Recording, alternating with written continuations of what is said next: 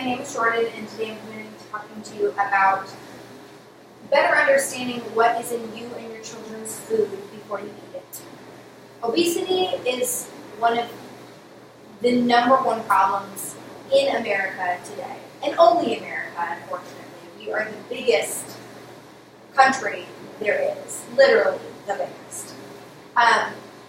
And this is happening in children and adults. A lot of it has to do with fast food industry, things like that. It is the easiest way to get a quick meal by stopping through a drive-thru. I've done it. I'm a single mom trying to get dinner quickly, trying to get home. Maybe I'm too tired to cook, something like that. And I stop through a fast food restaurant. It's fine once in a while. The problem is when you start getting to do it all the time is when it becomes an issue. The fact that scientists are actually studying what is in a McDonald's burger is probably a first guess that it's not something that we should really be sticking in our bodies, let alone our children's. So one of the biggest things is to start learning about what is in your food. Start researching what's in your food. Start looking up how many calories it is. Is it really lean meat? Is it really just chicken? Or is it chicken and pork and everything else that was just kind of left over and shoved into a case?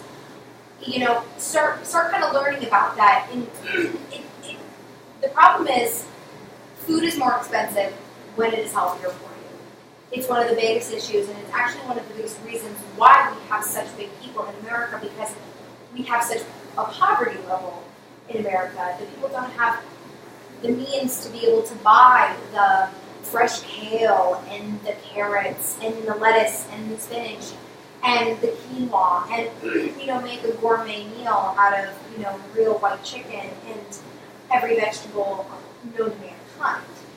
It's not ethical to a lot of people, which is why this happens. You can go to McDonald's and get a cheeseburger for $1, or you can get a salad for $7. So it's not really that big of a toss-up if you're on a tight budget. You're obviously going to go for the burger. But what you can do is start investing into your children's food. Start investing into yourselves. The more you spend on food, maybe you have less in your paycheck that week, or less to spend on other things. But you are also saving money in the long run, because diabetes is expensive. Health problems are expensive. Insulin is expensive. And if you get to the point where it gets that bad, you are going to be struggling with money way more than you are now with just deciding whether you want the salad or the cheeseburger. So invest in your own health and invest in your children's health. A lot of the fast food restaurants, the reason that it is so bad for you is because, the animals that they use, a lot of times they have pumped so full of hormones and other chemicals that they're actually sick animals, which means you are eating sick animals, which in return makes you sick. And the other thing is, if they're pumping them that full of hormones and chemicals, when you take a bite into that big juicy burger, a lot of times you're taking a bite into those hormones and chemicals and everything else that they're sticking in there. That is why a lot of times after you eat a big meal from a fast food restaurant, you start to feel that sluggish and not very good, and you feel overly full, and you just feel kind of awful. That's the reason, because you're feeling sick because of everything that you've just put in your body. Sometimes it's hard to get kids to eat healthy foods, and I understand why that is a big reason why people don't want to deal with it, because some kids are difficult, and if they don't want to eat it, they're going to throw a big tantrum, and the grown-ups don't want to deal with them. Sometimes they'll give them whatever they want, which is why they give them, the chicken nuggets or the Rice Krispie treats or whatever it may be. Some really good tips to get a kid to eat healthy would be, 1, have them cook with you. Because for a kid to be in the kitchen helping you cook actually helps them start to enjoy, to make their own food, and it helps them realize when they eat that they're eating something that they created themselves. So it makes them more inclined to want to eat that food. It gets them more excited about dinner time and cooking together, and it becomes this big family thing and almost a tradition rather than, oh darn, I have to eat my vegetables again. The other thing, if you have littler kids, you can make them into shapes, characters. You can use cookie cutters. You can use your imagination, but make them into something. You can use toothpicks and kind of put something together and make shapes or something. Whatever it takes to get that kid to say, oh, this is fun, I'm going to eat that because it looks fun. And they will. They'll put it in their mouth, and, maybe they won't like it, but maybe they will, and they would have never realized it if they, hadn't had that opportunity to do it. You don't have to be a chef to eat healthy. You can do really simple recipes that are really good for you. For one, just off my head, spaghetti squash.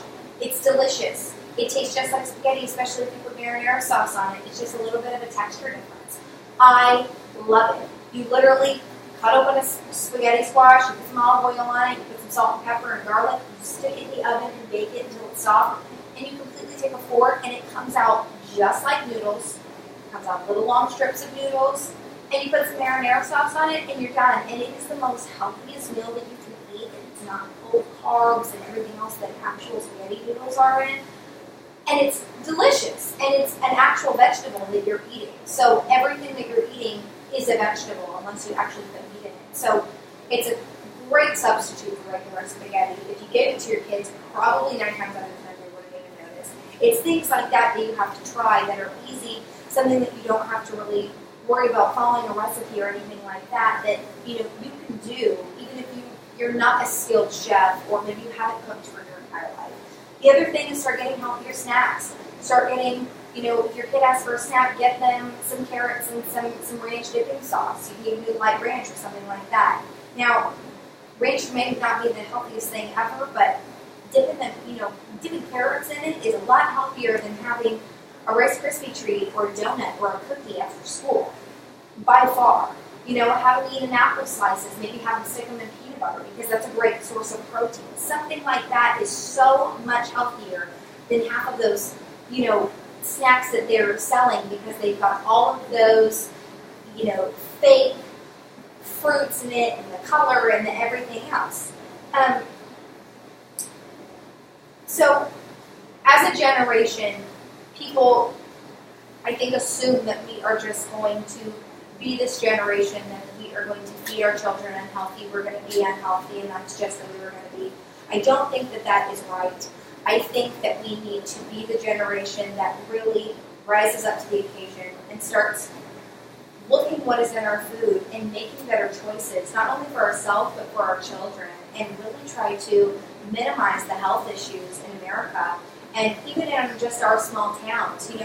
If you can make a difference just in your home life and just your children, that's a big enough difference, because that means that's 1 or 3 or 4 or how many children you have, less children that are going to be insulin dependent or having health issues down the line, or going to be made fun of in school because maybe they're a lot bigger than every other kid and they're getting picked on every single day for it. These are the issues, and this is what we need to fix. And it's really simple to fix them if people would just take the time to get the information and really get knowledgeable. Thank you very much for